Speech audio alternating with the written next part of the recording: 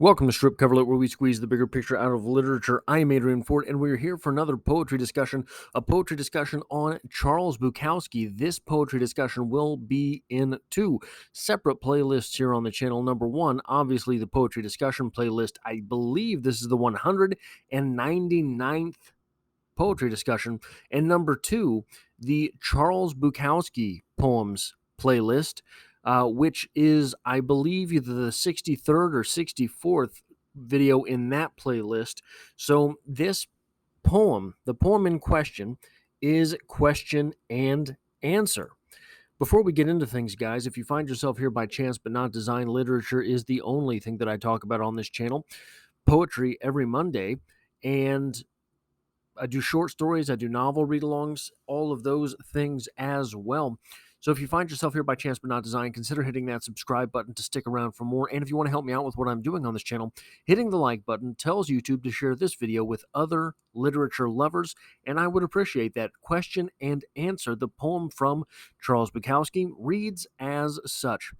He sat naked and drunk in a room of summer night, running the blade of the knife under his fingernails, smiling, thinking of all the letters he had received, telling him that the way he lived and wrote about that, it had kept them going when it all seemed truly hopeless.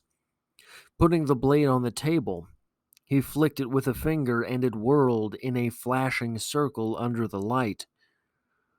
Who the hell is going to save me? He thought. As the knife stopped spinning, the answer came.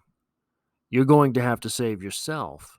Still smiling, A, he lit a cigarette. B, he poured another drink. C, he gave the blade another spin. So, what is happening here narratively is that the speaker, the poet in question, Chinaski, Charles Bukowski himself, has been receiving letters from people who are thanking him for writing the way he does because it lets them know that things are possible. Yeah, other people struggle too. You're not struggling alone. Even a world famous poet struggles. So he puts his knife on the table, gives it the whirly whirl, like spinning a bottle, and says, "Who's going to save me? I've saved all these people. Who's going to save me?" And the blade stops on him. So he laughs. He lights a cigarette. He pours a drink, and he spins the blade again. The obvious inference here is that our speaker does not want to have to save himself. But such is life. The obvious answer here is that our speaker has been writing these poems from a place of trouble because no one has come along to save him. And in ironic fashion, his words about being troubled have saved other people. And there's still no one there to save him.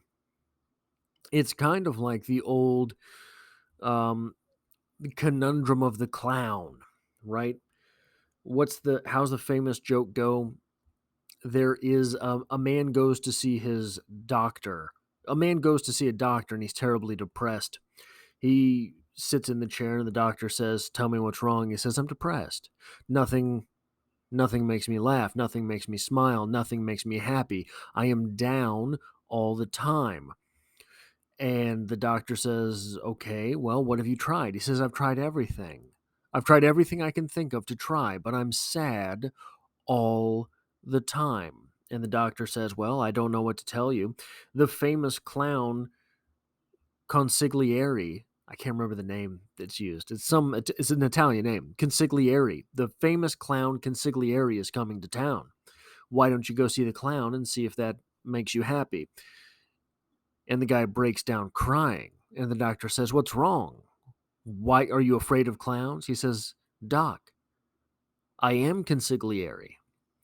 So the you know the inference being that, well, the conundrum of the clown.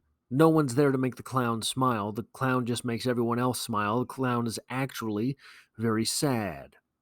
No one is there to bring him or her up.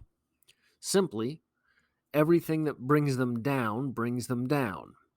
Here we have the poet who is creating a better world for others through his own struggles and explaining his own struggles and explaining those things which are bad to him.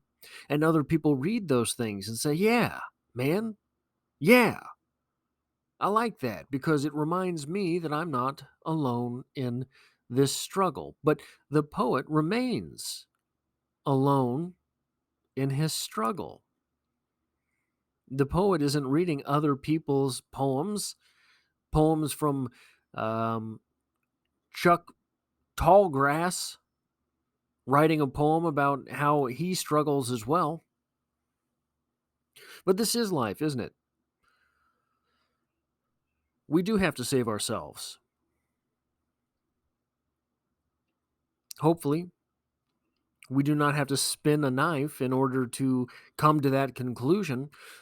But our speaker did spin the knife. Our speaker at least wanted escape from that self-saving.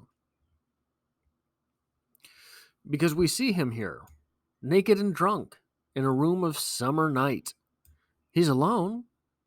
He's written poems about being alone, being hopeless, about being drunk in a room full of summer and being hopeless, about being naked with a knife, being hopeless, right?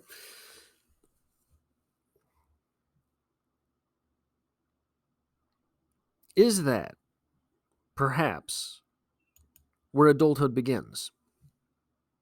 I know, sort of a weird question for a Bukowski poem. But I think we can all sort of accept,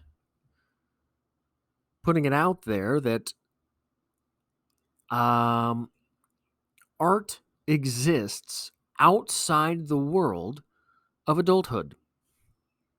I don't think that's an unfair assertion. I think that that is completely fair. The world of adulthood, the world of the,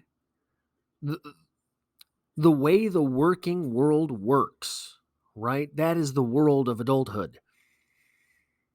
The world of adulthood has no space for art because art is interpretation.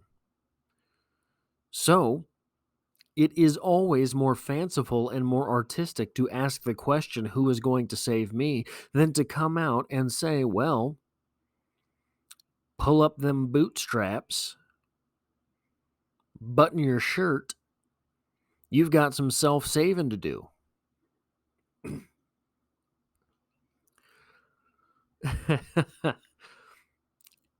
And these are the types of discussions that are only allowed, in my experience, only allowed by Bukowski. I'm not saying other poets don't allow these, but the sort of naked, bold-faced claims made by Bukowski, the very, very stripped down scenes, no pun intended, presented by Bukowski, the way that Bukowski is sort of giving you a little window into his life. And I mean, again, so many Bukowski poems. You could read this and think, who cares? So what? Where's the art here? Where's the rhyme scheme? Where's the meter? There are no dashes at the end of this line. Give me back my Emily Dickinson. Well, I guess there's one. There's one there. The way he lived and wrote about that dash. But Bukowski forces real-world conversations by presenting real-world scenarios, real-world images. And here we have the real-world realization that we have to save ourselves. No one's going to save us. Even if we love someone, even if we love someone dearly and that someone loves us back, they can't save us. The saving has to be done from within, which, sort of turns the whole poem on its head. It kept them going when all seemed truly hopeless. Well, maybe it kept them going. That's not saving. That's not saving. So the speaker here blows out of proportion those things which are thanked of him, those things for which he is thanked.